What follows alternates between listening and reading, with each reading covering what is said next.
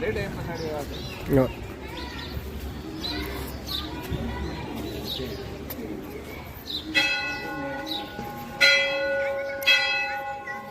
अर्जुनधारा नगरपालिका स्थित अर्जुनधाराको चाहिँ स्थान हो। यो पनि धर्म संस्कृति ऐतिहासिक पृष्ठभूमि रहेको झापा जिल्लाको महत्त्वपूर्ण धार्मिक स्थलको रूपमा परिचित छ। यो पूर्व जिल्लाको चाहिँ पशुपतिनाथ भनेर पनि चिनिन्छ।